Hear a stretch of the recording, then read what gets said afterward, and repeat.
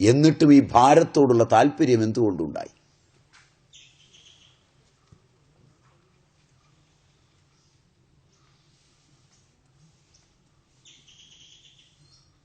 ഇത് നിനക്ക് അവകാശപ്പെട്ടതാണ്, നീ വാങ്ങിച്ചു, എനിക്ക് വേണ്ട, എനിക്ക് ഈ അവകാശമില്ല എന്ന് പറയുമ്പോഴുള്ള ഭാരമൊഴിയൽ. റൈറ്റ്?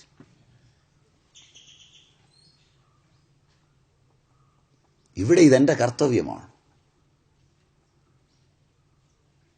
അത് ചെയ്തു തീരുമ്പോഴുള്ള ഭാരമൊഴിയൽ ശരിയല്ല.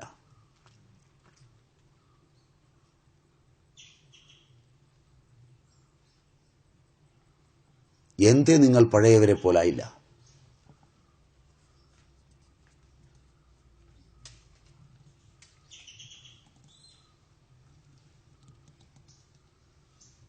എവിടെയാണ് മാറ്റം വന്നത്? സാഹചര്യങ്ങളിൽ,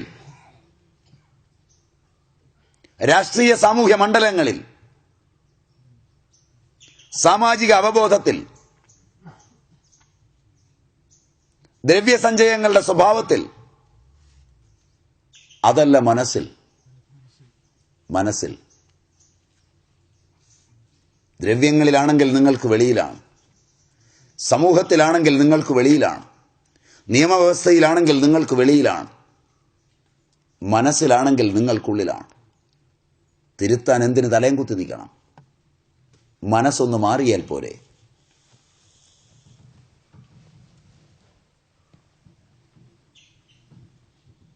ചോദ്യം മനസ്സിലായില്ല. നിങ്ങളാ പറഞ്ഞ മനസ്സിൽ നിന്ന്. ഞാൻ എവിടെയാണെന്ന് ഇതുവരെ പറഞ്ഞില്ല. ഞങ്ങളെ കൊണ്ട് ഞാൻ പറയിപ്പിച്ചില്ല.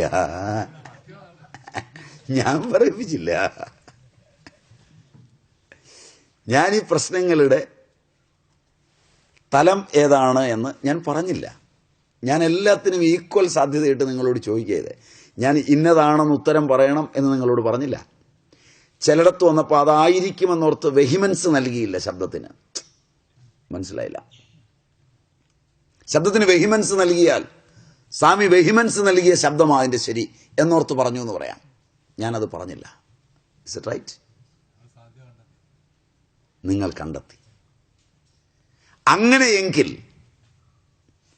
സമൂഹമല്ല, സാമൂഹ്യ വ്യവസ്ഥിതിയല്ല, ദ്രവ്യസഞ്ചയങ്ങളല്ല, പ്രകൃതിയല്ല, മറ്റ് കാരണങ്ങളല്ല, എൻ്റെ മനസ്സു മാത്രമാണ് ഈ മാറ്റത്തിന് കാരണമെങ്കിൽ നിസ്സാരമായൊരു മനമാറ്റം പോരെ ആ വിഭൂതിയിലേക്ക് തിരിച്ചു പോകാൻ.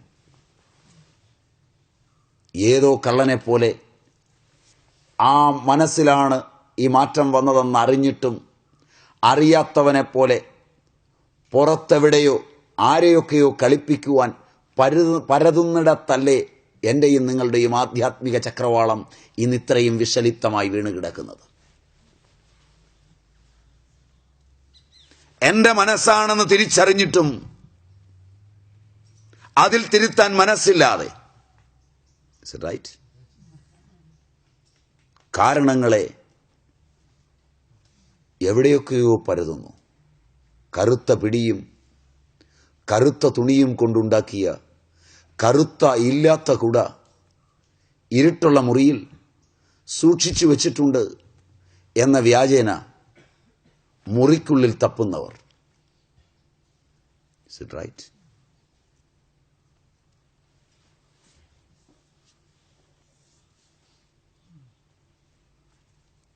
തപ്പുന്നതിൻ്റെ തന്ത്രങ്ങളുമായി ആളുകൾ വരുമ്പോൾ സന്തോഷത്തോടുകൂടി കൂടെ പോകാനും തപ്പാനും പണം ചെലവാക്കാനും എന്നും ഇത് കിട്ടാതിരിക്കാനും ആഗ്രഹിക്കുന്നവർ, തപ്പലിൻ്റെ പരമ്പരകളെ സൃഷ്ടിച്ചു നീങ്ങുന്നവർ,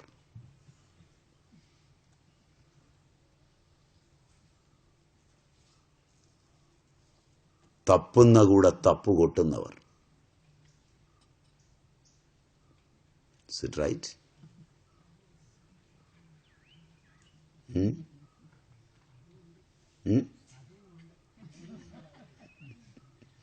അത് ഉണ്ട് എന്നേ ഉള്ളൂ, അതേ ഉള്ളൂ എന്നാണ്.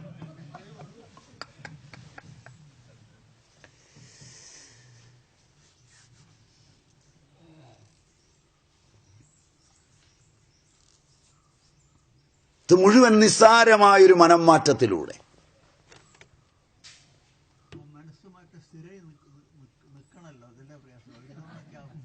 ശരിയാണെന്ന് ബോധ്യപ്പെട്ടാൽ, ഇത് ശരിയാണെന്ന് ബോധ്യപ്പെട്ടാൽ സ്ഥിരമായി നിൽക്കും. ബോധ്യപ്പെടാത്തതുകൊണ്ടാണ്.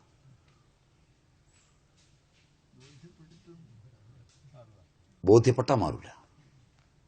ബോധ്യപ്പെട്ട പോലെ ആയുള്ളൂ.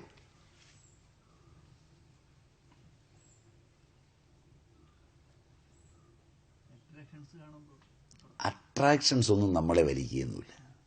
ഒക്കെ വെറുതെ നമുക്ക് തോന്നുക. ഈ അട്രാക്ഷൻസ് ഒന്നും അല്ല നമ്മളെ വലിക്കുന്നത്.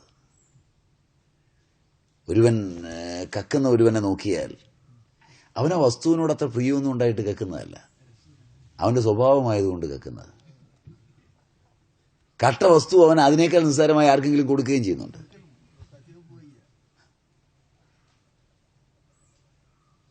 അതുകൊണ്ട് കക്കുന്നത് ആ സാധനത്തിന്റെ അട്രാക്ഷനിലൊന്നുമല്ല. മനസ്സിലായില്ല?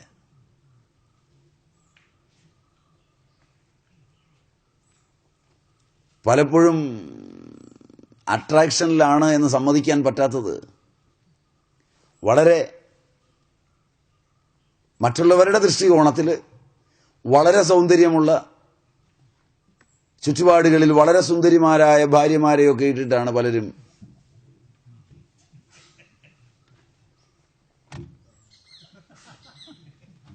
മനസ്സിലായില്ല.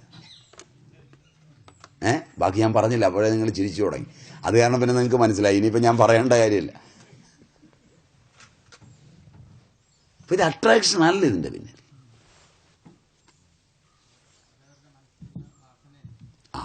അത് സമ്മതം. ഞാൻ പറഞ്ഞല്ലോ നിങ്ങൾ ഈ സത്യത്തെ മനസ്സിലാക്കുകയും നിങ്ങളുടെ ഉള്ളിലിരിക്കുന്ന പിതാവ്, നിങ്ങളിൽ ഉള്ളിലിരിക്കുന്ന മാതാവ്, നിങ്ങളിൽ ഉള്ളിലിരിക്കുന്ന പുത്രൻ, നിങ്ങളുടെ ഉള്ളിലിരിക്കുന്ന പുത്രി, നിങ്ങളുടെ ഉള്ളിലിരിക്കുന്ന ഉദ്യോഗസ്ഥൻ, അനുദ്യോഗസ്ഥൻ, നിങ്ങളുടെ ഉള്ളിലിരിക്കുന്ന കസ്റ്റമർ, നിങ്ങളുടെ ഉള്ളിലിരിക്കുന്ന കച്ചവടക്കാരൻ, ഇങ്ങനെ പ്രതിദ്വന്ദികളായി വരുന്ന എല്ലാത്തിനെയും ഒരേ സമയം മുമ്പിൽ വെച്ച് കർത്തവ്യരംഗത്ത് നിങ്ങൾ എന്ത് കർത്തവ്യത്തെ പുത്രൻ എന്ന നിലയിൽ, പിതാവെന്ന നിലയിൽ, ഉദ്യോഗസ്ഥൻ എന്ന നിലയിൽ, അനുദ്യോഗസ്ഥൻ എന്ന നിലയിൽ ആ കർത്തവ്യ കർമ്മത്തെ പ്രതിദ്വന്ദികളുടെ ഭാവങ്ങളിൽ നിന്നുകൊണ്ട് ചിന്തിച്ചു നോക്കിയാൽ ഇത് നീ ചെയ്തത് ശരിയായില്ല എന്ന് നിങ്ങൾ നിങ്ങളോട് പറയുന്ന, ഇത് നീ ചെയ്തത് വേണ്ട പോലെയാണ് എന്ന് നിങ്ങൾ നിങ്ങളോട് പറയുന്ന, ഇത് ലോകോത്തരമായിട്ടുണ്ട് എന്ന് നിങ്ങൾ നിങ്ങളോട് പറയുന്ന അനുഭവങ്ങളെ എടുത്തൊന്ന് അപഗ്രഥിച്ചു കഴിഞ്ഞാൽ ആ സെക്കൻഡിൽ നിങ്ങളുടെ ഈ ആഹാര വഴിയിലോടുന്ന ഇന്ദ്രിയങ്ങൾ ഒന്നടങ്ങുകയും നിങ്ങൾ നിങ്ങളുടെ ശരീരത്തിനുള്ളിൽ ഒരു കൂട് കൂട്ടുകയും ചെയ്യും. ആ കൂട് പൊട്ടുമ്പോൾ നിങ്ങൾ ശലഭങ്ങളുമാവും. ഇത് ഞാൻ ഭംഗിയായി പറഞ്ഞു എന്നാണ് എൻ്റെ ഓർമ്മ.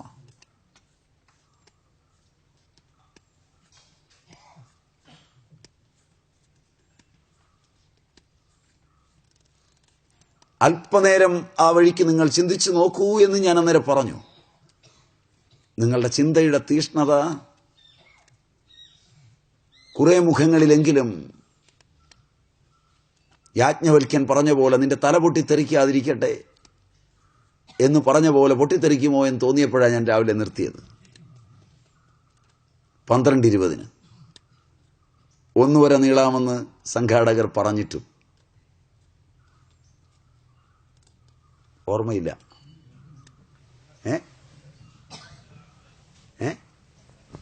12:40 സോറി 12:40 12:20 അല്ല 12:40 20 മിനിറ്റ് കുറവായിരുന്നു. അത് ഞാൻ 12:20 തലയിൽ കയറിപ്പോയതാ.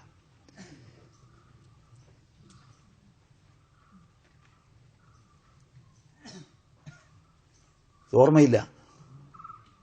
അപ്പൊ ആ കൂട് പൊട്ടിച്ചാൽ മതി.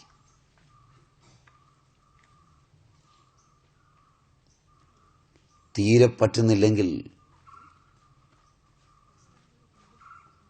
വെളിച്ചം കാണിക്കാതെ തേങ്ങ അകത്തെടുത്തിട്ടാൽ മതി. മരത്തെ കെട്ടിവെക്കരുത്, മഞ്ഞു കൊള്ളിക്കരുത്, തണുപ്പടിക്കരുത്, ചൂടടിക്കുന്നതും പ്രകാശമേക്കാത്തതുമായ സ്ഥലത്തിട്ടാൽ മതി. അതിൻ്റെ തൊണ്ടുമായുള്ള ബന്ധം അത് വിടും.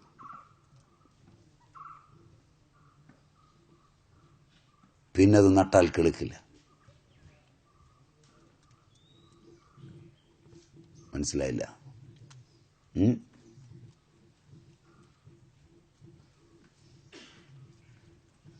എൻ്റെ മനസ്സിനെ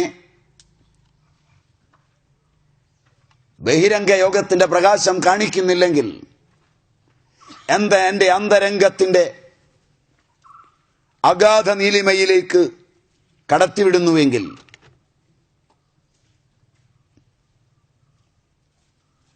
അതിന് ഈ സ്ഥൂല ശരീരത്തിന്റെ തോടുമായുള്ള ബന്ധം മെല്ലെയൊന്ന് വിടും. ആ ചിരട്ടയ്ക്കുള്ളിൽ കിടക്കുമ്പോഴും അതൊന്ന് കുടുങ്ങും. മനസ്സിലായില്ല? വെള്ളം കൊണ്ടല്ല, വെള്ളം വറ്റിയിട്ട്. വെള്ളം കുടുങ്ങുന്നതും വെള്ളം വറ്റി കുടുങ്ങുന്നതും മനസ്സിലായില്ല. കുടുക്കത്തിന്റെ ശബ്ദത്തിന് വ്യത്യാസമുണ്ട്.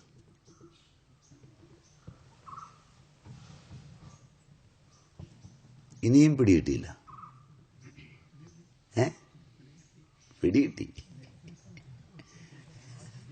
പിടികിട്ടി, പക്ഷെ പിടിച്ചില്ല.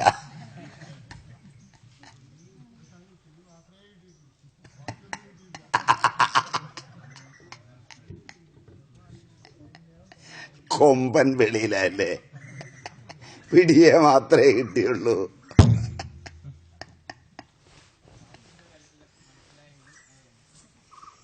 പ്രായോഗിക തലത്തിൽ നിങ്ങൾ അല്പനേരം മനസ്സിനെ തിരിക്കാൻ, സ്വകാര്യ ജീവിതം പിന്നെയില്ല. കർമ്മങ്ങൾ കടമകളായി മാത്രം വരുമ്പോൾ, അവകാശങ്ങൾ അറ്റുപോകുമ്പോൾ സ്വകാര്യ ജീവിതം പിന്നെയില്ല.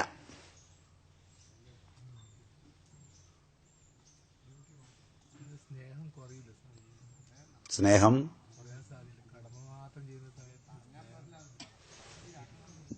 നല്ലൊരു ചോദ്യം വന്നിരിക്കും. അപ്പോൾ അതുമായി ബന്ധപ്പെട്ടതാണ്. അപ്പോൾ സ്നേഹം കുറയില്ലേ എന്നൊക്കെയാണ് ചോദിക്കുന്നത്. ആരുടെ സ്നേഹം? ആരോടുള്ളത്? ഞാൻ പറഞ്ഞില്ലല്ലോ നിങ്ങളോട് ഞാൻ എൻ്റെ കടമ നിർവഹിക്കാന്ന് പറയാൻ പറഞ്ഞില്ലല്ലോ. ഞാൻ പറഞ്ഞോ? ഞാൻ എൻ്റെ കടമ മാത്രം നിർവഹിക്കുക, എനിക്കൊരു അവകാശമില്ലെന്ന് വീട്ടിൽ ചെന്ന് പറയാൻ ഞാൻ പറഞ്ഞോ?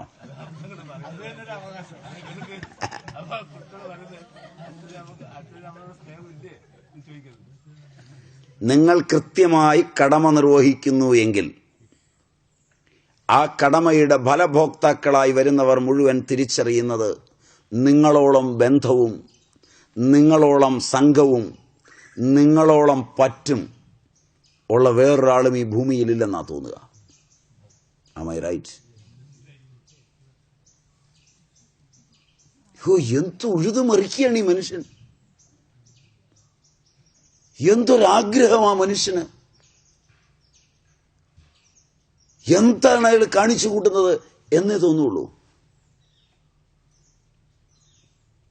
അത് നിങ്ങളുടെ കടമയാണെന്നറിയുന്ന ഒരേ ഒരാൾ നിങ്ങൾ മാത്രമാണ്. അത് നിങ്ങൾക്ക് പിടികിട്ടാത്തത് കൊണ്ടാണ് വീണ്ടും വീണ്ടും നിങ്ങൾ ചോദിക്കുന്നത് ഈ സ്വകാര്യം, അതുപോലെ തന്നെ ഈ സ്നേഹക്കുറവോ ഒക്കെ. നിങ്ങളിപ്പോഴും നിങ്ങളിലല്ല ഇരിക്കുന്നത്, അവരിലാണ് ഇരിക്കുന്നത്. അത് അവകാശത്തിലാണ്, കടമയിലല്ല. Am I right? ഞാൻ എൻ്റെ കടമ സ്തുത്യർഹമായി ചെയ്യുന്നു എങ്കിൽ എൻ്റെ ശബ്ദജാലങ്ങളിൽ, എൻ്റെ കർമ്മ പദ്ധതികളിൽ ഒടുങ്ങാത്ത പറ്റിൻ്റെ അതികഠിനമായൊരു നിർബന്ധ ബുദ്ധിയുടെ ഭാവങ്ങളൊക്കെ അവർ കാണും. അതൊക്കെ അവരുടെ സങ്കല്പങ്ങളിൽ മാത്രം.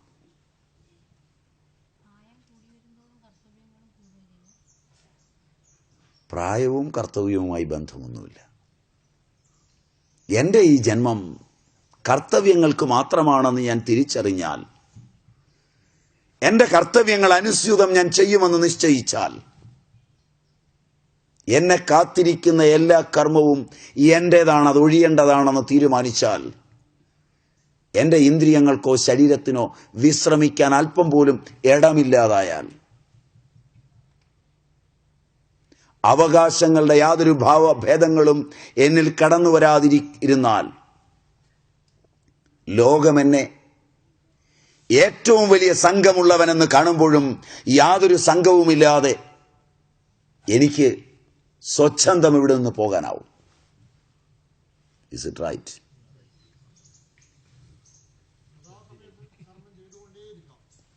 അങ്ങനെ ഇരിക്കുള്ളൂ. കാരണം കർത്തവ്യം മുമ്പിൽ ഇങ്ങനെ വന്നുകൊണ്ടിരിക്കും. നിങ്ങളൊരു കർമ്മം ചെയ്യുന്നവനാണെന്നറിഞ്ഞാൽ, കർമ്മം ചെയ്യുന്നവനാണെന്ന് ലോകം അറിഞ്ഞാൽ, എല്ലാ കർമ്മവും നിങ്ങളുടെ അടുക്കലേക്കേ വരുള്ളൂ. ഏത് ബാങ്കിൽ ചെന്ന് നിങ്ങൾ നോക്കിയാലും ആ ബാങ്കിൽ പണിയെടുക്കുന്ന 3 പേരോ 4 പേരോ മാത്രമേ കാണൂ. എല്ലാ പണിയും അവൻ്റെ മേശയിലുണ്ടാവും. ബാക്കിയുള്ളവൻ 2 മണിയാകുമ്പോൾ വടവിക്കുന്നവൻ വരും, പരിപ്പോട വിൽക്കുന്നവൻ വരും, തുണിയും കൊണ്ടുവരും, അതൊക്കെ വളവിക്കുന്നവൻ വരും, വട്ടത്തിലിട്ട് പെണ്ണുങ്ങളും ആണുങ്ങളും കൂടാവും. അതിനിടയ്ക്ക് യൂണിയൻ നേതാവ് ഒന്ന് പ്രസംഗിക്കും. ഇങ്ങനെയാണ് നമ്മൾ ഉപഭോക്തൃ സംസ്കാരത്തിൻ്റെ പിടിയിൽ വീണിരിക്കുന്നത് എന്ന് പറഞ്ഞിട്ട് അവൻ ഭാര്യയ്ക്ക് വേണ്ടി 2 എണ്ണം വേറെ വാങ്ങിച്ചുകൊണ്ട് പോകും ഫ്രീ ആയിട്ട്. Am I right, Janardhanan? തല വിളിക്കുക പോരാ, യെസ് ഓർ നോ എന്ന് പറയണം. റൈറ്റ്. ഓഫീസറെ പണിയെടുക്കുന്നവനെ മാത്രം വിളിച്ചിട്ടേ ചെയ്യാൻ പറയുള്ളൂ. 30 ഫയൽ ചെയ്തുകൊണ്ടിരിക്കുമ്പോൾ 31ാമത്തത് കൊടുക്കാൻ ഒരു മടിയും ഉണ്ടാവില്ല. അവൻ മാത്രമേ ചെയ്യൂ എന്ന് അറിയുകയും ചെയ്യാം. സാരഥി, ഞാൻ വീട്ടിൽ കൊണ്ടുപോയി രാത്രി ശരിയാക്കിക്കൊണ്ട് വരാം. യെസ്, എനിക്ക് വീട്ടിൽ പോകല്ലോ, താൻ കൊണ്ടുപോകും. അതുകൊണ്ടാ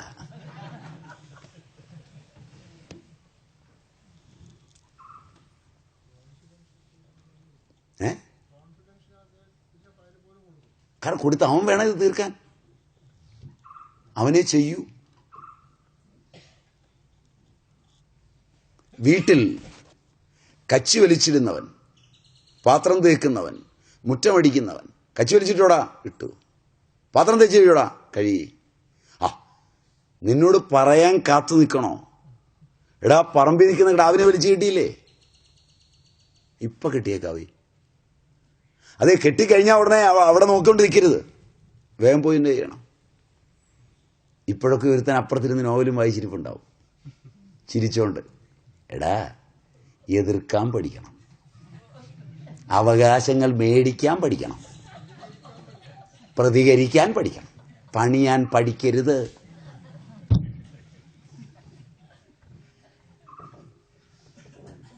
ശരിയല്ല?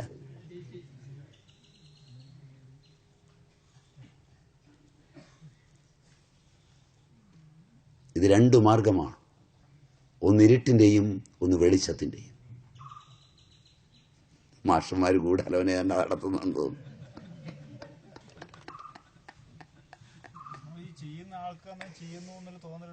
യാതൊരു തോന്നലുമില്ല.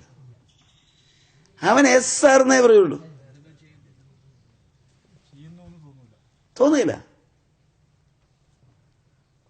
ഇത് കണ്ട അയൽവക്കംകാരനെ വിളിച്ചു പറയും, കുഞ്ഞെ, നിങ്ങളുടെ അവനെ പിടിച്ചിടാൻ പോകണം, നമ്മുടെ പശുവിനെയും കൂടെ ഒന്ന് അഴിച്ചിങ്ങി വിട്ടേരെ, അതിങ്ങോട്ട് വന്നു.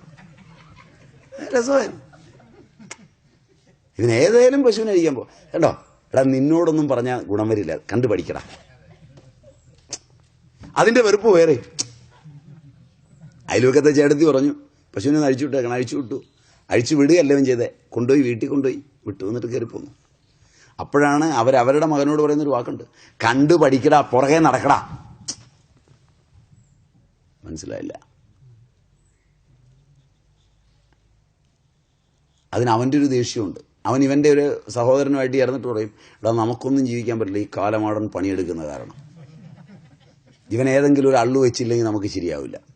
അതും ഉണ്ടാവും. അതും അവന് വിരോധം ഉണ്ടാവില്ല.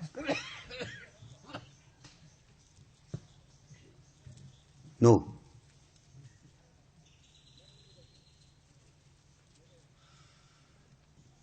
ജീവിത ദർശനത്തിൻ്റെ ഈ വഴി ഇന്ന് അന്യമാണ്. ശരിയല്ല?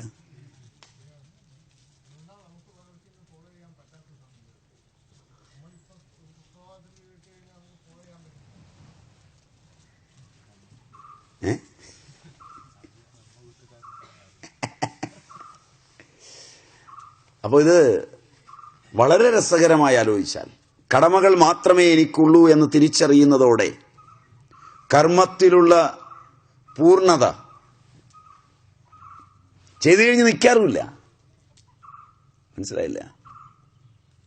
ഒരു പ്രശംസ കിട്ടാൻ, അതൊന്ന് അംഗീകരിക്കാൻ. നോ.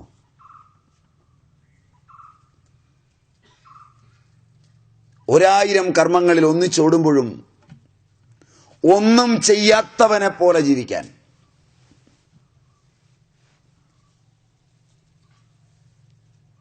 ഒരു കർമ്മവും ചെയ്യാതിരിക്കുമ്പോഴും എല്ലാം ചെയ്തവനെ പോലെ ജീവിക്കാൻ.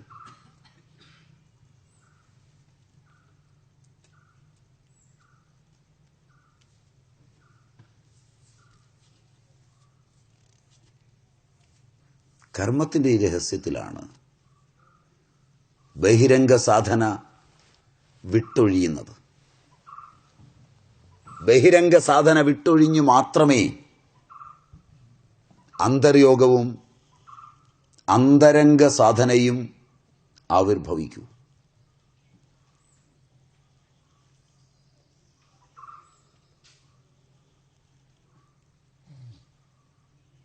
ഈ ദാർശനിക സവിശേഷതയാണ് ചിത്തവൃത്തി നിരോധം വരുത്തുന്ന യോഗത്തിലൂടെയും മറ്റും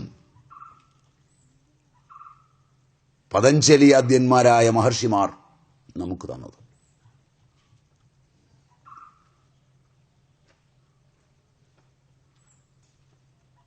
അതിൽ മനസ്സിൽ നിന്ന് ഈ കർമ്മങ്ങൾ പോകുമ്പോഴേ ഒരിട തിരിക്കാൻ പറ്റൂ. അതുകൊണ്ട് പതഞ്ജലി പറഞ്ഞു, സ്ഥിരസുഖം ആസനം.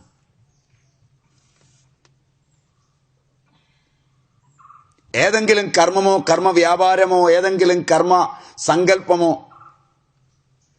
മറ്റാളുകളുടെ കർമ്മങ്ങളുടെ മേലുള്ള വിമർശനമോ മറ്റാളുകളോ മനസ്സിൽ തത്തിക്കളിക്കുമ്പോൾ എവിടെയെങ്കിലും ഇരിക്കാനാവുമോ? ഏത് പോസ്റ്ററിലിരുന്നാലും ഇരിക്കാൻ പറ്റുമോ? മനസ്സിലായില്ല.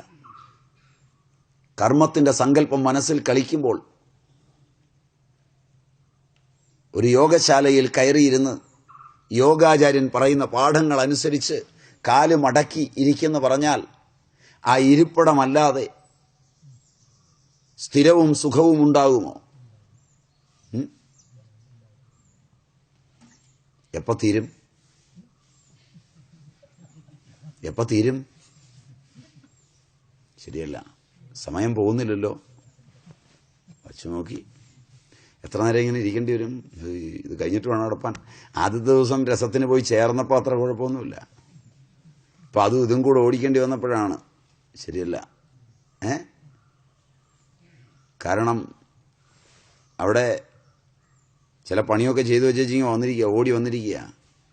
ഇതൊന്ന് 2 മണിക്കൂർ കൊണ്ട് തീർത്തിട്ട് വേണം അങ്ങോട്ടേന്ന് ചെയ്യാൻ. അതിനിടയ്ക്ക് മൊബൈൽ എടുക്കുക വെച്ചിട്ടുമുണ്ട്, വിളിക്കുമോ എന്നറിയാൻ. അത്യാവശ്യം ഉണ്ടെങ്കിൽ വിളിച്ചേക്കാൻ പറഞ്ഞിട്ടുണ്ട്. ഇതടിക്കുന്നുണ്ടോ, മിസ് കോളായോ,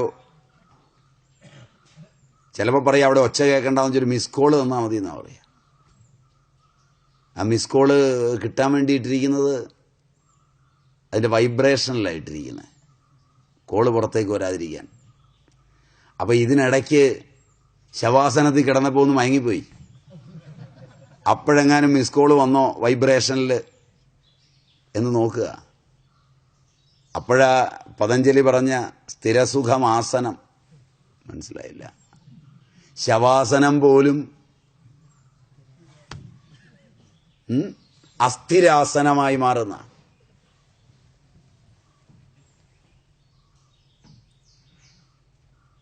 അവിടെ ഈ ടെക്നിക്കൊന്നും പണ്ടുണ്ടായിരുന്നില്ല.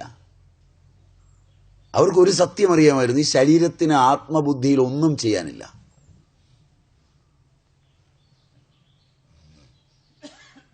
ഈ ശരീരം ഏതൊരു സൂക്ഷ്മ ശരീരത്തിന്റെ ഭാവങ്ങളും തേടി സഞ്ചരിക്കുന്നുവോ ആ സൂക്ഷ്മ ശരീരത്തിൽ മാത്രമാണ് കളിയെന്നവർ തിരിച്ചറിഞ്ഞിരുന്നു.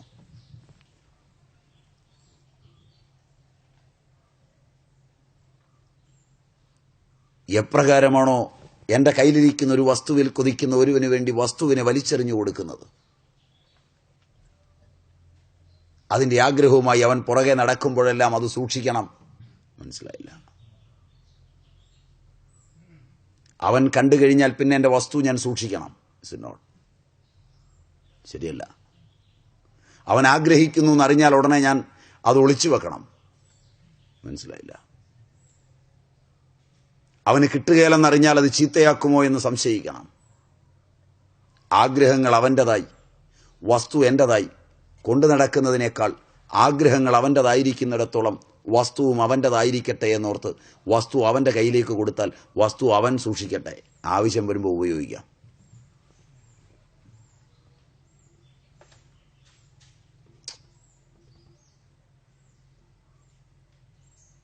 ഉടമസ്ഥതയിലേ തർക്കമുള്ളൂ. വീടും പറമ്പും ചേട്ടൻ്റെ പേര് വെച്ചുകൂടാ. എൻ്റെ പൊന്നനിയ, നിന്റെ പേര് തന്നെ ഇരിക്കട്ടെ. ഇതന്നത്തെ രാജാക്കന്മാർക്ക് പോലും അറിയാം.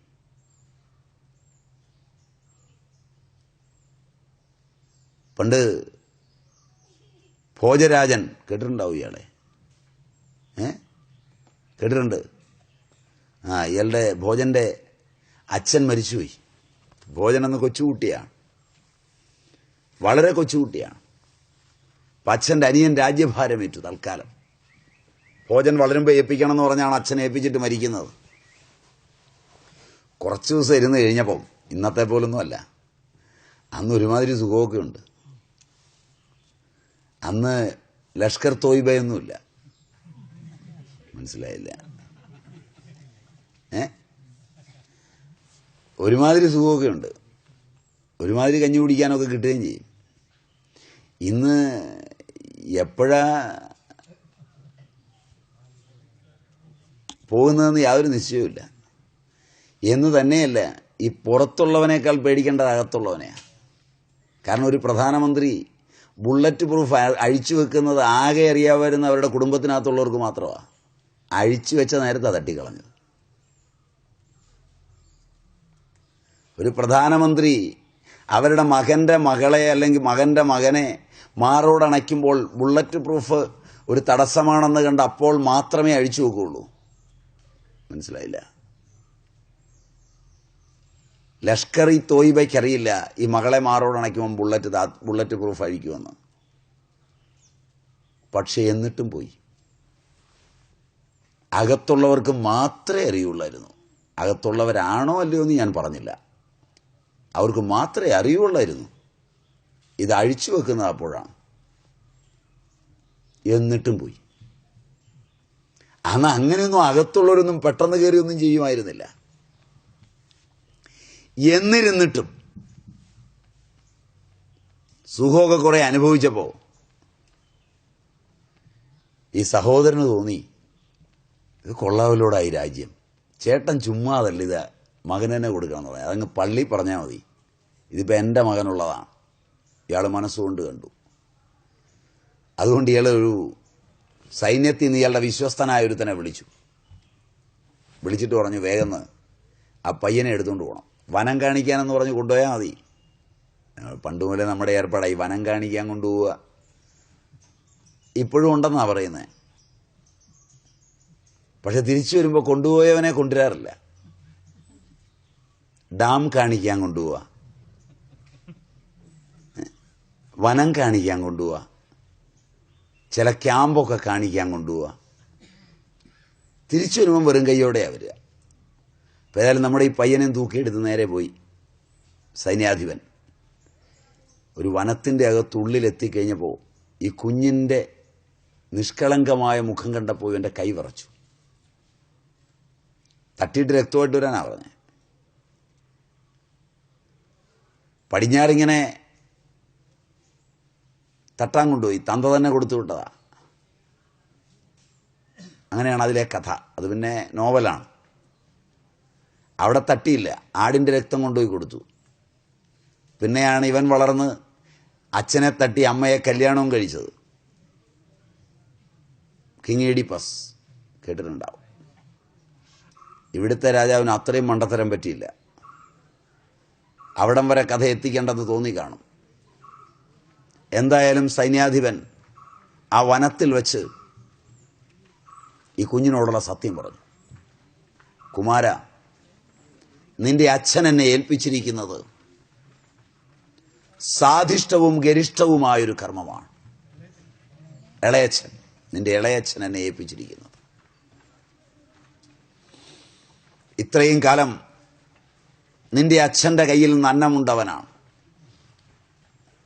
ഇന്ന് നിന്നെ വധിക്കാനാണ് ഏൽപ്പിച്ചിരിക്കുന്നത്. സാരമില്ല സൈന്യാധിപൻ, കാര്യം വാ സാധേയം, ദേഹം വാ പാതയേയം. വേഗം കാര്യം തീരട്ടം. കാര്യം നടക്കേണ്ടത് തന്നെയാണ്. ദേഹമോ എന്നെങ്കിലും പതിക്കുന്നതാണ്. ഇളയച്ഛന് ഇനിയൊരു സുഖം കിട്ടുമെങ്കിൽ ഞാനായിട്ട് തടസ്സമൊന്നുമല്ല, ചെയ്തോളൂ. അപ്പോൾ ഇവൻ ഒന്നുകൂടെ വിഷമായി. ഒന്ന് എതിർക്കുകയാണെങ്കിൽ പിന്നെ ഒരു രസമുണ്ട്. ഇപ്പോൾ വളരെ വിഷാദനായ ഈ സൈന്യാധിപൻ കുമാരൻ്റെ മുഖത്തേക്ക് നോക്കുമ്പോൾ അവനൊരു കുറിമാനം എഴുതി. ശ്ലോകം ഞാൻ ഓർക്കുന്നില്ല, അർത്ഥം ഇങ്ങനെയാണ്: പ്രിയപ്പെട്ട ഇളയച്ഛ, ഈ വസുന്ധരയെ ഒട്ടേറെ രാജാക്കന്മാർ ഭരിച്ചിട്ടുണ്ട്, ഒട്ടേറെ രാജവംശങ്ങളും ഭരിച്ചിട്ടുണ്ട്. അവസാനം എൻ്റെ അച്ഛനും ഭരിച്ചതാണ് ഈ വസുന്ധര. ഈ വസുന്ധര ആരോടുമൊപ്പം ഇതുവരെ പോയില്ല. ഈ വസുന്ധര അങ്ങയോടൊപ്പം വരുമെന്നങ്ങ് കണ്ടെത്തിയിരിക്കുന്നു. ഇളയച്ഛ ഭാവുകങ്ങൾ, ഈ വസുന്ധര അങ്ങയോടൊപ്പം പോരുമാറാവട്ടെ എന്നിവൻ ആശംസിക്കുന്നു. അടിയിൽ ഒപ്പൂട്ട് കൈ കൊടുത്തു. സർവ്വസൈന്യാധിപൻ വായിച്ചപ്പോൾ കണ്ണീറണണിഞ്ഞു. എളി കുമാരനെ നിർത്തിയിട്ട് നേരെ ഒരു ഓട്ടോ ഓടി.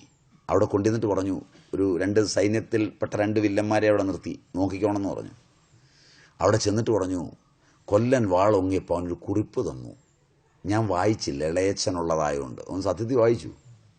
അതുകൊണ്ട് അങ്ങ് വായിക്കട്ടെ എന്ന് വിചാരിച്ച് കൊണ്ടുവന്നിരിക്കുകയാണ്. വായിച്ചു നോക്കിയിട്ട് എന്താ ഉത്തരവെന്ന് വെച്ചാൽ ചെയ്യാമെന്ന് വിചാരിച്ചാണ്.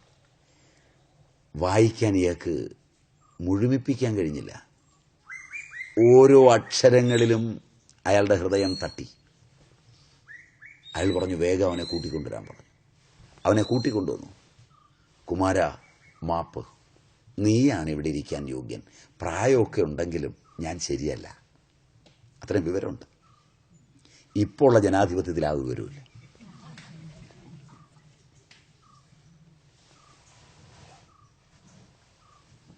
അത്രയും വിവരമുണ്ട്.